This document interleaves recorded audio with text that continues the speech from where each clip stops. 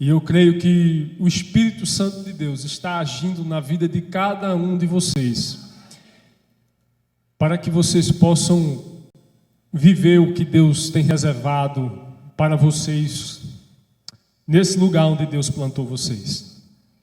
Essa história narrada nesse trecho bíblico, a história da ressurreição de Lázaro, vocês com certeza já conhecem, mas eu queria que você prestasse atenção hoje aqui, não a Marta, não a Maria, não a Lázaro, como eu disse, vocês já conhecem a história, né?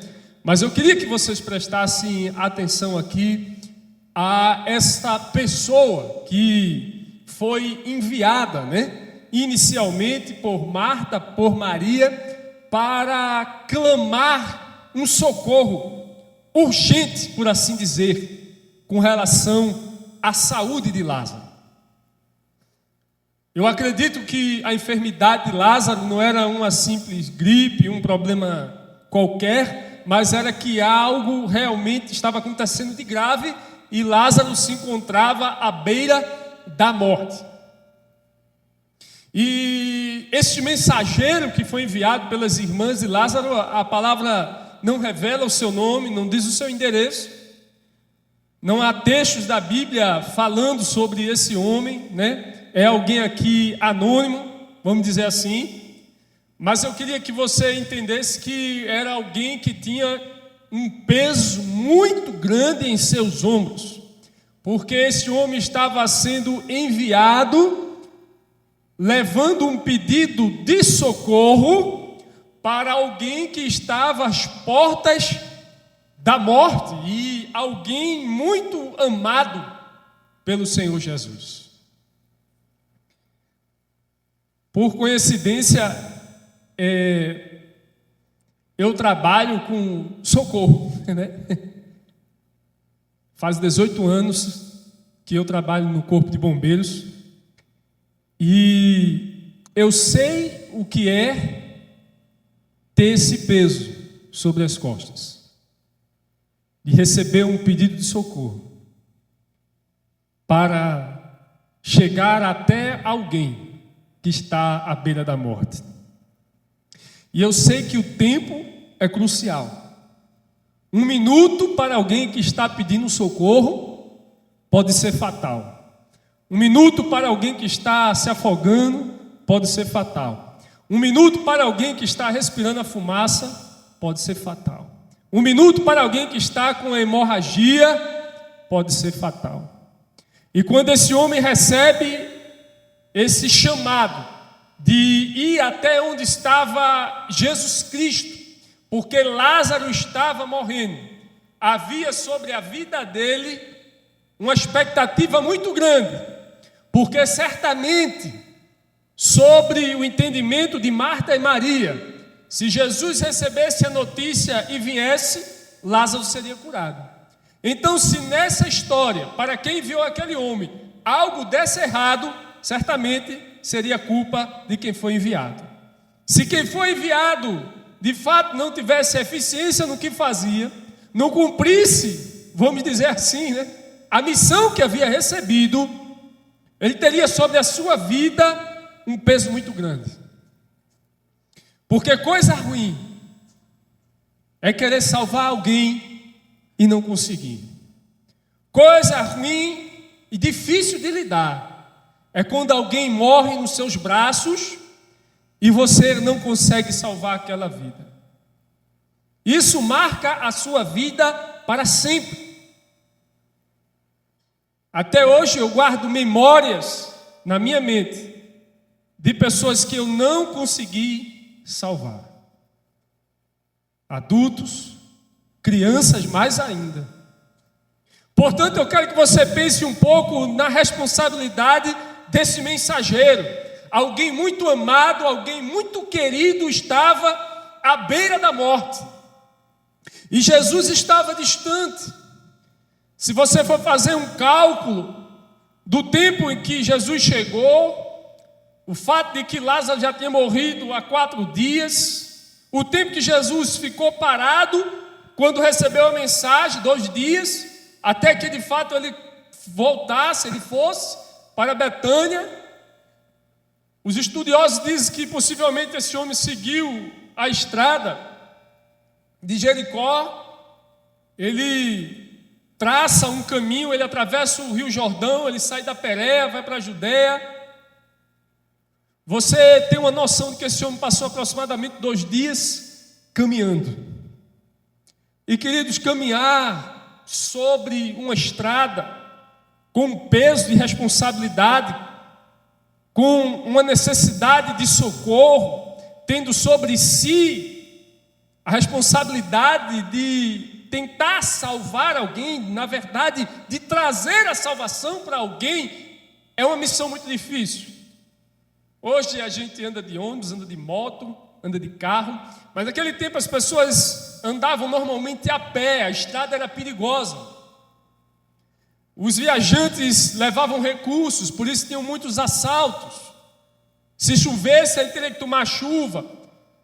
Imagine aquele homem, dia e noite, sol, calor, frio, perigo, e aquilo em sua mente o tempo todo: Lázaro está morrendo, Lázaro está morrendo, Lázaro está morrendo, Lázaro está morrendo. Não era uma missão fácil. E eu não sei por que esse homem foi escolhido. A gente não sabe sequer o nome dele. Mas se ele foi imbuído, o texto não fala, na verdade, nem se foram 1, se foram 2. Mas se essa pessoa ou essas pessoas foram escolhidas, é porque acreditavam que eles iriam cumprir a missão. Certamente que não iriam enviar uma criança, certamente que não iria enviar uma pessoa talvez muito idosa, uma pessoa que tivesse uma dificuldade de locomoção, não. Certamente esse que foi enviado foi alguém que teria condições de ir procurar Jesus, porque naquele tempo não tinha Waze, não tinha GPS, não tinha o celular, não tinha azimuth, né? Aquele homem sai do lugar em direção a Jesus, ele teria que ir perguntando, ele teria que ir rastreando, ele teria que ter muita disposição, força de vontade e, por que não dizer, fé de que de fato chegaria ao seu destino, a pessoa do Senhor Jesus Cristo. Quando ele vai com esse peso, ele vai com a mensagem que foi repassada pela família de Lázaro. Mas graças a Deus que ele encontra Jesus Cristo. E ele entrega a Jesus Cristo aquela mensagem que trazia um grande peso sobre a sua mente, o seu coração, a sua vida. E quando ele entrega essa mensagem a Jesus, ele recebe uma grande notícia. Notícia melhor não poderia receber. Embora ele não entenda certamente o que iria acontecer, mas Jesus diz: esta doença não é para a morte, né?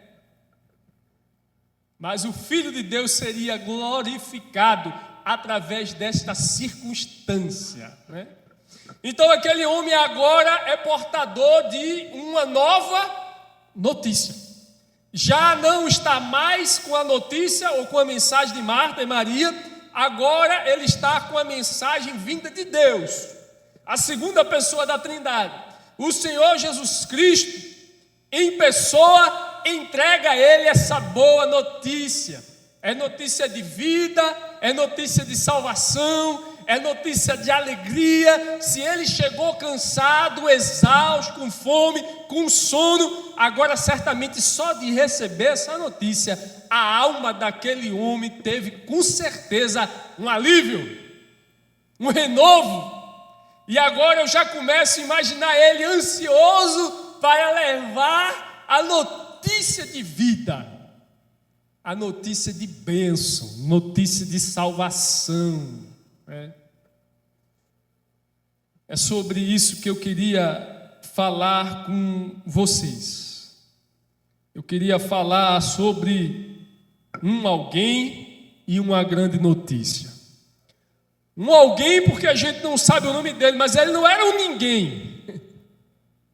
Ele era alguém escolhido, ele era alguém preparado, né? Ele era alguém enviado, um alguém e uma grande notícia. Porque, queridos, pesa sobre nós exatamente esta responsabilidade. Cristo nos envia com uma notícia de salvação, uma notícia de vida. Cristo nos envia com uma grande responsabilidade.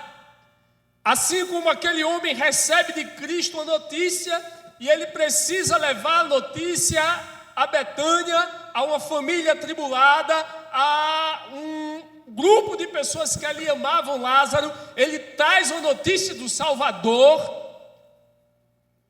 Ele traz essa responsabilidade, e nós, preste atenção, aos olhos de Deus você não é um ninguém, você é alguém muito especial. Não importa a sua idade, não importa o seu nível de conhecimento, não importa onde você está, de onde você veio, Cristo te entregou uma grande notícia. Ele colocou na sua vida uma grande mensagem. Essa mensagem é mensagem de vida. Pessoas dependem dessa mensagem. Há uma grande responsabilidade sobre nós. Há uma grande responsabilidade sobre essa comunidade aqui, nessa cidade, nesse bairro, nesse lugar onde ela está plantada.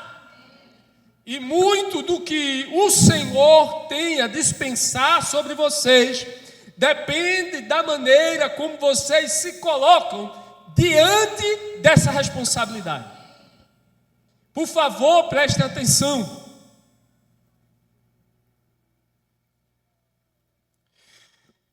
Queridos, eu queria convidar você a pensar sobre essa responsabilidade. Há um caminho, havia um caminho para aquele homem. A situação daquele homem era estreita, viu, amigo? Porque, meus irmãos, uma coisa é receber a mensagem, outra coisa é entregar a mensagem. E em primeiro lugar, eu queria que você pensasse o seguinte: toda estrada tem desafios. E para isso você precisa ser preparado. Precisamos ser preparados para levar o que Deus colocou em nossa vida, aqueles que estão em nossa casa, aqueles que estão em nosso trabalho, aqueles que estão nas ruas da cidade, onde quer que você caminhe e esteja. Precisamos ser preparados, porque essa estrada, queridos, não é uma estrada confortável, não é uma estrada como as estradas de hoje. Eu vim para cá, graças a Deus, no carro, com ar-condicionado ligado. Não era essa estrada que esse homem caminhava.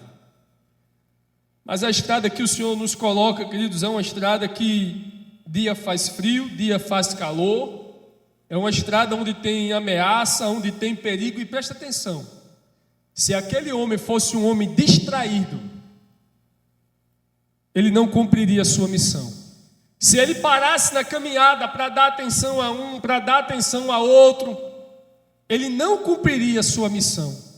Portanto, queridos, Deus quer que sejamos preparados. E ser preparado significa ter foco, atenção. Muitas pessoas não estão vivendo o que Deus planejou, não é porque elas estão presas a pecados cabeludos, não, mas é porque elas estão distraídas. Amém?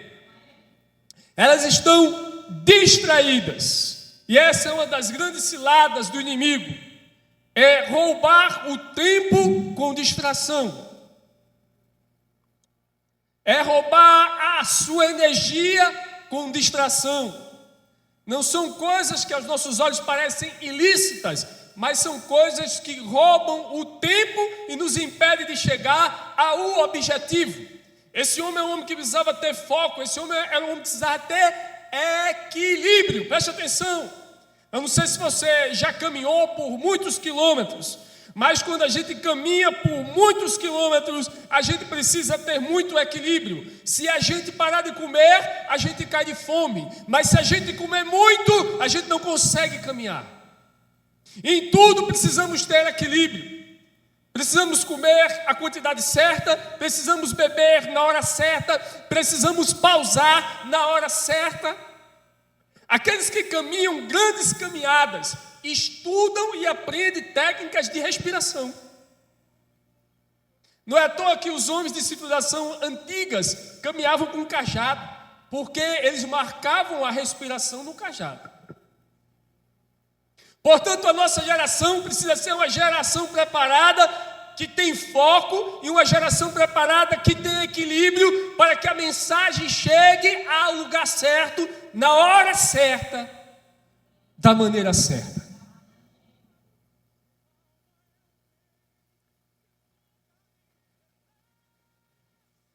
O que tem, porventura, afetado o teu foco, tirado o teu foco? Será que é o excesso de tempo que você passa no Instagram? Será o excesso de tempo que você passa com lazer? Será que é o excesso de preocupações? Por vezes na minha vida, o que muito tirou meu foco foi o excesso de trabalho. E eu precisei levar, eu não posso dizer se é puxão de orelha, se é um tapa na orelha, mas eu precisei sofrer para aprender o que Deus queria me ensinar. Mas esse viajante era um viajante de foco, esse viajante era um viajante que precisava ter equilíbrio. E, queridos, uma das coisas que a gente precisa aprender, e a gente aprende aqui na vida desse homem, é que a mensagem que ele leva é eternamente maior, infinitamente maior do que ele que é o mensageiro.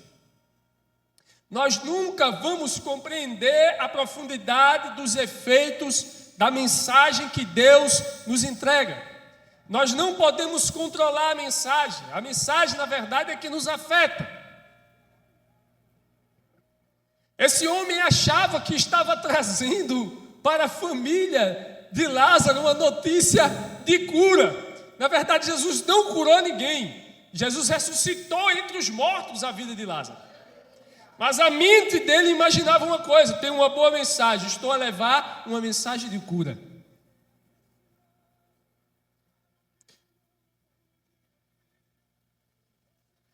Queridos, vivemos em dias que muita gente tem tropeçado por não entender a responsabilidade com a mensagem. Nós não definimos o resultado da mensagem e nós não podemos alterar a mensagem.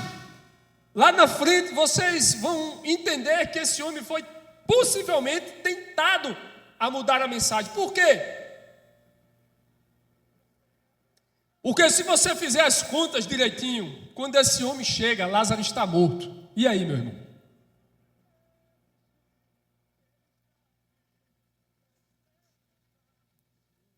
Se você fizer as contas dos dias, quando esse homem chega com uma boa mensagem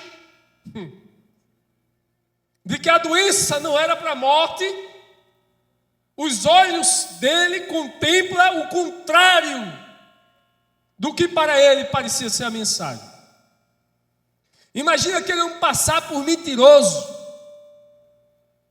Imagina aquele homem ter que lidar com o sentimento e a expectativa daquela família enlutada. Não só a família, todos os amigos, vizinhos da redondeza.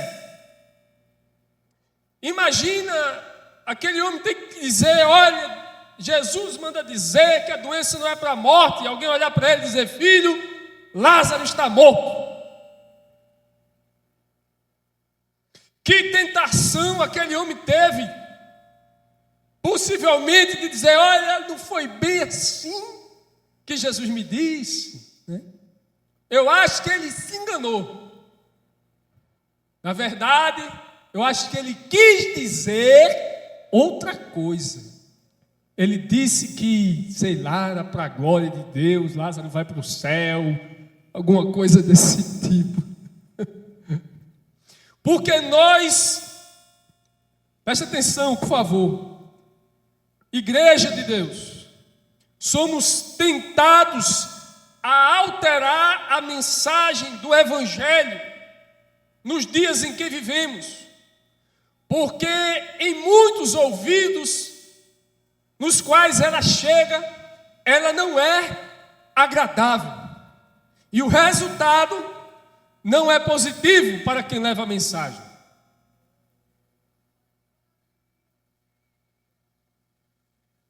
Muitos querem pregar e anunciar o Evangelho de Jesus como se estivesse em um velório. Como é que você e eu costumamos falar das pessoas no velório? Se eu morresse hoje, Deus tenha misericórdia da minha esposa, estaria lá, pastor Gustavo no velório. Esse menino foi um menino tão bom. E minha esposa dizendo: ei, tu não sabe de nada. Quando a gente chega no velório, a gente só fala do que é agradável, a gente só fala das coisas boas que aquela pessoa fez, a gente só fala do que as pessoas gostam de ouvir. Isso era uma bênção, era um homem de Deus, era um pai bom, era um marido bom, era uma esposa boa, era um avô bom, era um bom isso, era um bom aquilo. Ninguém chega no velório, pelo menos eu nunca vi alguém chegar no velório e dizer: para aí, você era um trambiqueiro triste, ou mulher fofoqueira, não sei como está cabendo a língua dela no caixão, mas não.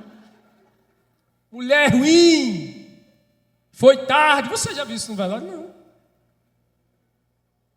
Porque no velório a gente só fala normalmente as coisas boas que a gente quer guardar daquela pessoa, sim ou não? Todo mundo tem defeito, todo mundo tem erro, mas a gente só ressalta aquilo que é agradável, principalmente para a família enlutada. Sendo que há um grande detalhe aí: nós não podemos falar de Cristo como quem falamos de alguém que está ali sendo velado. Muitos tentam adaptar o Evangelho, falando e anunciando o que a respeito de Cristo é agradável aos ouvidos. Porque é muito bom falar que Jesus cura, liberta, transforma, abençoa, leva para o céu, que sua vida vai mudar, que vai dar tudo certo. Mas esse não é o Evangelho completo como Jesus pregava. A igreja precisa falar do Evangelho como Jesus mandou falar. A igreja precisa falar de arrependimento. A igreja precisa falar que há duas portas, o caminho é estreito. A igreja precisa falar do inferno. A igreja precisa falar de Satanás. A igreja precisa pregar o verdadeiro Evangelho sem mudar a mensagem, sem mudar a notícia. Olhe, preste atenção, Jesus não veio aqui para reunir uma multidão de admiradores de prodígio e no final tirar uma oferta. Ele veio anunciar o Evangelho da salvação, chamar as pessoas ao arrependimento. Não cabe a nós garantir o resultado da mensagem nem da notícia. Cabe a nós apenas zelar pelo fiel cumprimento dessa mensagem. No que diz respeito a anunciar. Precisamos anunciar em amor, mas anunciá-lo. Precisamos anunciar no poder do Espírito Santo, mas anunciar o Evangelho como ele é. E chamar as pessoas ao arrependimento. Precisamos dizer que Jesus levou a cruz dele, mas ele disse que tem uma para eu levar. Ele disse: quem quiser vir após mim, negue-se a si mesmo, tome a sua. Flávio José, historiador judeu, ele conta que quando Jesus tinha aproximadamente 10, 11 anos, aconteceu uma espécie de insurreição. Um judeu chamado Judas tentou fazer uma rebelião para que pudesse se emancipar do governo romano. E, claro, aquela rebelião foi fracassada. Não estou falando dos macabeus, tá, queridos? Isso foi na época do próprio Cristo Jesus, 10, 11 anos de idade. E esse Judas teve a sua rebelião ali rapidamente vencida pelos romanos. E a história conta que os romanos mandaram fazer 2.000 cruzes. E eles fizeram um caminho de cruz. E eles crucificaram 2.000 rebeldes, queimaram uma cidade que ficava a 6 quilômetros de Jerusalém, e quem sobreviveu da cruz e do fogo, eles tornaram escravos. Portanto, falar de cruz nos tempos de Jesus era algo muito forte. Quando Jesus disse que temos que tomar a nossa cruz, é uma mensagem muito forte. E o evangelho que precisamos pregar é esse evangelho de Cristo, que fala da cruz, que fala da porta estreita, que fala do inferno, que fala de arrependimento, que muitas vezes a mensagem não agrada. Diz a história que o avivalista, missionário John Wesley, nas suas caminhadas de cavalo, passou 2 ou 3 dias muito tranquilo pregando. E quando chegou ao 3º dia, ele desceu do seu cavalo, olhou para o céu e disse: Pai, algo está de errado comigo. Faz 3 dias que eu não sofro nenhuma perseguição, nenhuma afronta. E olhando para o céu antes de orar, pessoas saem de uma moita e começaram a jogar pedra nele. Ele rapidamente sobe no cavalo e diz: obrigado, Pai, porque eu estou no caminho certo. Esse é o evangelho, o verdadeiro evangelho. Quando esse homem, esse pregador, esse mensageiro da boa notícia de Jesus, ele se propõe a levar a mensagem, ele não sabe o que lhe aguarda lá na frente. Ele não sabe o que lhe aguarda lá na frente. Pois bem, queridos, é preciso a gente entender que levar a mensagem de Cristo aonde estamos tem um preço. Aliás,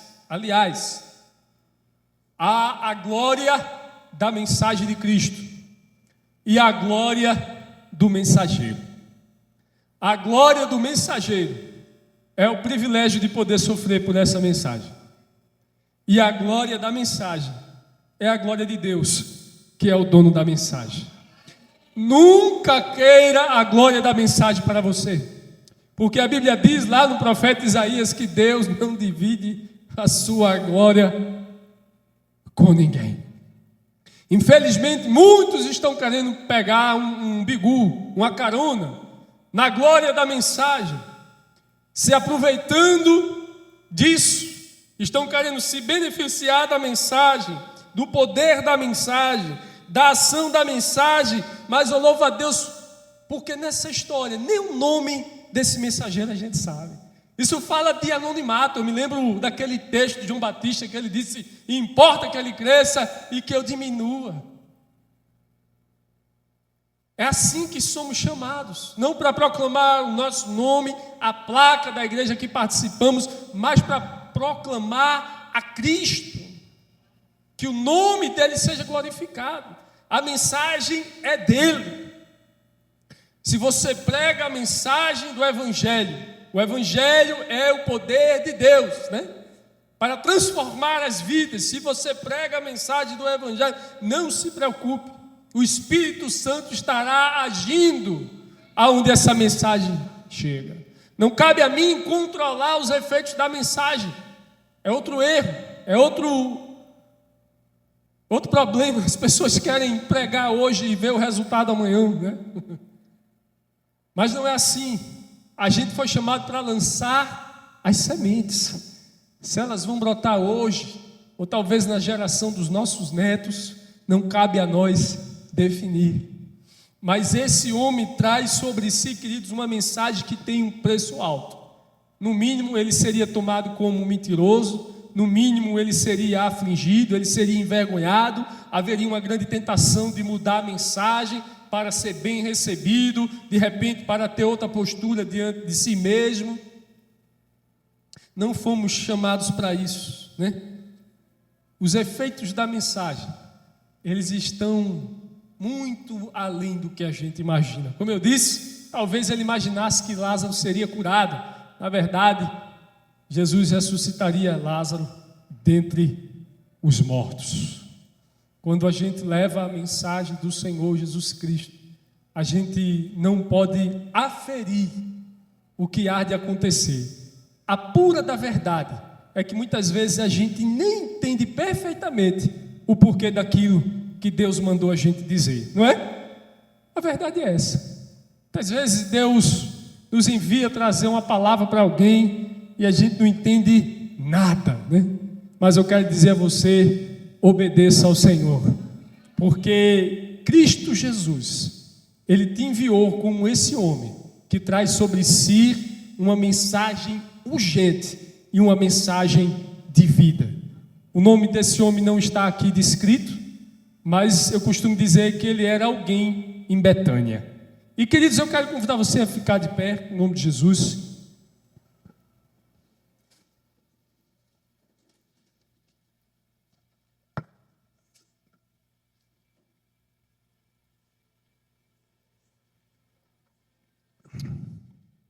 Eu já disse que eu trabalho no Corpo de Bombeiros fazem 18 anos.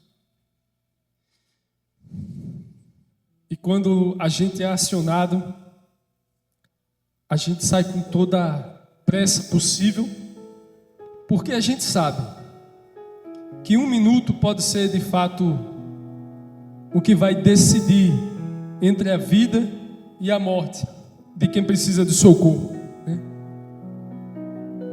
Eu quero que você, se possível, feche seus olhos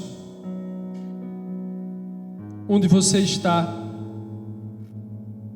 e coloque sua vida diante do Senhor. Saiba que ao seu redor tem muitas pessoas espiritualmente mortas, que estão praticamente às portas do inferno, e que o Espírito Santo de Deus colocou em você a mensagem de vida. O Espírito colocou em você a oportunidade, não é o poder de salvação, que isso pertence a Deus, mas é a oportunidade para que aquela pessoa aceite a Cristo, conheça e se renda a Ele e seja salvo. Você é o bombeiro de Jesus. Quando as sirenes tocam, nosso coração acelera, nossos batimentos sobem e nós sentimos um grande peso. Nós sentimos muitas vezes uma grande angústia. Queremos fazer o nosso melhor, não para buscar um reconhecimento, mas para que alguém tenha a oportunidade de viver. E eu quero que você se enxergue assim, você individualmente, você como essa comunidade. Você é esse alguém aqui. Um alguém com a grande mensagem da parte de Cristo Jesus. Que o Espírito Santo de Deus te capacite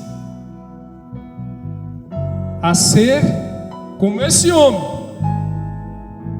um alguém em Betânia. Que Deus abençoe a igreja.